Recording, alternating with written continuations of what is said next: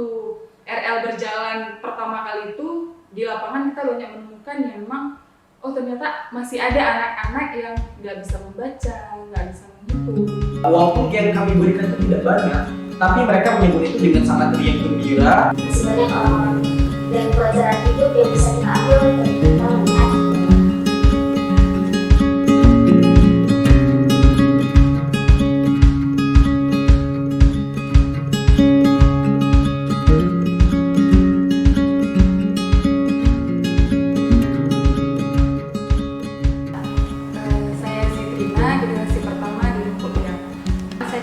Saya dari Rumput Liar generasi kedua.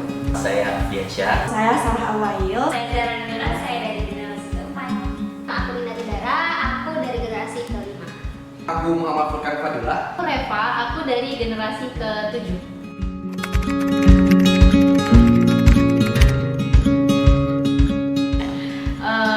Karena menjawab keresahan dari pemuda-pemudi melihat lingkungan sekitarnya, ada yang harus dirubah, ada yang harus diperbaiki. Rumput Liar itu terbentuk karena kepedulian. Untuk menjawab keresahan para pendirinya terkait permasalahan pendidikan, Untuk memfasilitasi kebutuhan anak-anak yang membutuhkan. Di sebuah forum terkhususnya untuk anak-anak muda. Ini bentuk kontribusi untuk Aceh tentunya. Rumput Liar didirikan untuk berbagi dan menginspirasi. Rumput liar itu, kenapa ada rumput liar? Sebenarnya pertanyaannya agak membuat flashback memori, recall memori 7 tahun ke belakang. Pada awalnya itu kita melihat masalah-masalah yang ada di Aceh ini, sehingga kita bertiga itu tergerak untuk mendirikan RL. Kita berharap bahwa RL ini beberapa masalah yang ada di lingkungan sekitar ini terkait pendidikan maupun masalah-masalah terkait lingkungan itu bisa kita atasi bersama dengan pemuda-pemuda yang ada di RL ini. Ada berbagai macam permasalahan yang sebenarnya merupakan tugas dari pemerintah. Cuman kita tahu terlalu besar negeri ini dan apa fungsi pemuda jika tidak mengambil peran untuk berkontribusi.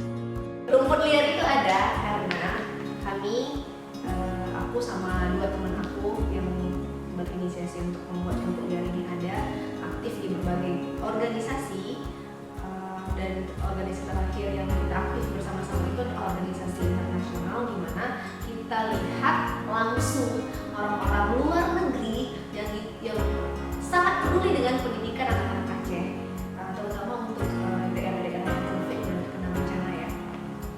Dan di situ kita sebagai generasi muda, generasi Aceh merasa kayak, wah ini anak-anak orang-orang luar negeri aja nih segitu pedulinya dengan anak-anak yang di Aceh. Masa kita yang anak Aceh asli kok nggak bisa melakukan suatu pergerakan buat pendidikan lah sih istilahnya. Makanya dari situ muncul berinisiatif, oke, yuk kita bangun satu organisasi di mana kita fokus ke pendidikan anak-anak yang terutama di Aceh daerah kita sendiri. Sehingga kita bertiga itu tergerak untuk mendirikan RL.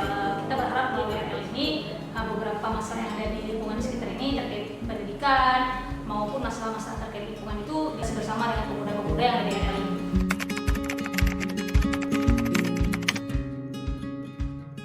Kalau makna lebih ke rumah ya. Seperti jembatan yang menghubungkan orang-orang luar sana dengan anak-anak adik-adik di Aceh yang membutuhkan. adalah sebuah wadah di mana saya bisa belajar, berkontribusi, dan bertemu dengan teman-teman yang baru. Banyak kesan dialami dari semenjak jadi member RL. Apalagi generasi pertama itu kan generasi yang memang belum ada apa-apanya, maksudnya semuanya dibentuk dari awal. Kuliah ini nggak cuma sekadar organisasi, yang dulu awalnya aku mikirnya organisasi yang harus ada senioritas. Nah di sini itu kita enggak, lebih kepada kekeluargaan. Tempat terbaik untuk berbagi, bertemu dan berbagi. Forum pertama yang saya ikuti, dan sini saya belajar banyak hal, ya lingkungan kepemimpinan, kemudian komunikasi, terus juga membangun networking dengan sesama. Jadi banyak kesan yang saya dapatkan ketika saya berada di RL. RL itu Rumput liar, maknanya kayak rumah kedua sih. RL adalah tempat belajar dan berbagi.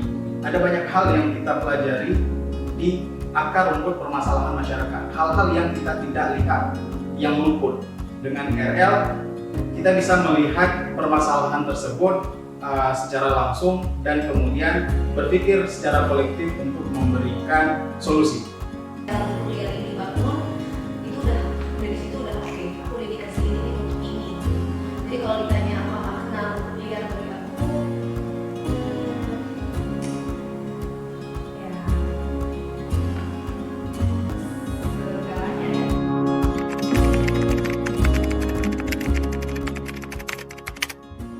Pesannya lebih bersyukur atas nikmat yang udah dikasih sama Allah. Jadi kita tuh nggak harus lihat ke atas terus ya. Lebih peka terhadap orang sekitar dan lingkungan sekitar. Jangan pernah puas apa yang telah kita miliki, dan jangan pernah pelit terhadap apa yang sudah kita miliki. Kita harus berbagi. Banyak orang-orang yang memang nggak mendapatkan hak pendidikannya gitu. Kita melihat mereka ini potensinya ada, cuma lagi-lagi dan lagi terkendala oleh yang namanya menteri, gitu ya. Waktu RL berjalan pertama kali itu di lapangan kita banyak menemukan yang memang oh ternyata masih ada anak-anak yang nggak bisa membaca, nggak bisa menghitung. Walaupun yang kami berikan itu tidak banyak, tapi mereka menyebut itu dengan sangat riang gembira. Masih banyak orang-orang dan pelajaran hidup yang bisa kita ambil ketika kita melihat ke bawah. Bahwa sekecil apapun yang kamu lakukan selama itu bermanfaat, maka jangan berhenti. Karena di sekitar kita masih banyak Adik-adik yang butuh perhatian dan bantuan dari kita. Pelajaran yang aku dapat dari RL itu sebenarnya cukup banyak ya. Terus bersyukur dengan apa yang kamu dapati dan terus berusaha untuk memberikan manfaat kepada orang lain. Mari berbagi, mari menginspirasi. Ada berbagai macam hal-hal yang akhirnya saya pelajari di selama keberadaan saya di RL. Mulai melihat bagaimana arti dari kebersamaan, solidaritas, dan saling tolong-menolong. Jadi bahkan kita bisa melihat dari perspektif lain bagaimana sebenarnya masyarakat hidup. Kita bukan hanya merasakan kita dari bagian masyarakat, tapi kita bisa mengeksplor lebih jauh, sedetail dan sedalam apa proses yang terjadi di dalam masyarakat. Apalagi setelah aku menjalankan programnya bersama para member dari RL. Dari RL aku belajar bagaimana yang paling penting itu mungkin cara bersyukur. Dari program RL aku bisa melihat gimana kondisi orang-orang sekitar kita dan seberapa membutuhkannya mereka. Hal-hal yang mungkin kita anggap selama ini sepele, kita nggak butuh, ternyata itu penting dan mereka sangat butuh itu.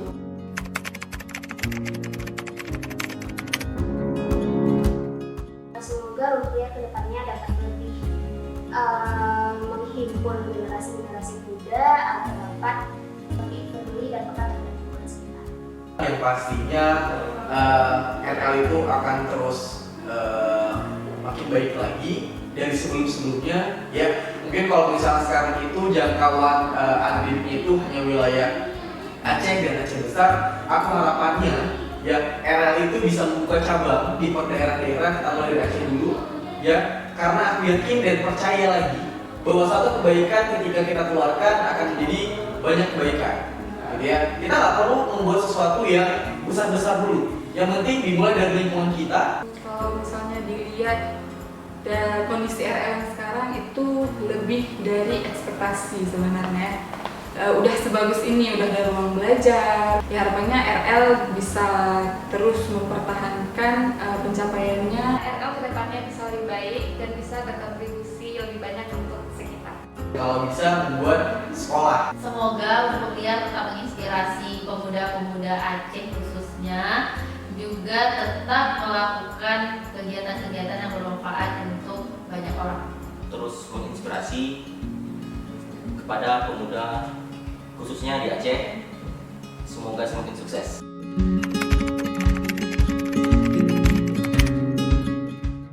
Banyak sih rencananya.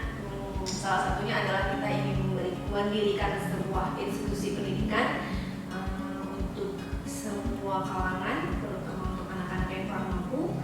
Mereka bisa mengenyam pendidikan yang sama dengan anak-anak yang lain dan mendapatkan kesempatan yang sama juga dengan anak-anak yang lain. Dan mungkin kita akan kembangkan sehingga RL ada di bagian Indonesia, di bagian yang lain.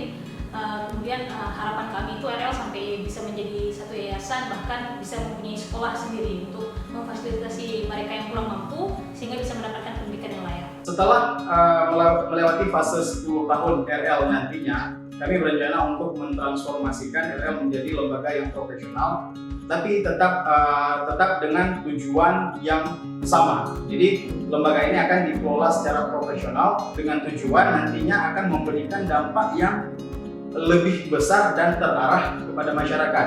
Dengan demikian itu akan membuat RL ini bisa hadir di berbagai tempat nantinya, bukan hanya di Banda Aceh dan Aceh Besar, tapi lebih jauh dari itu.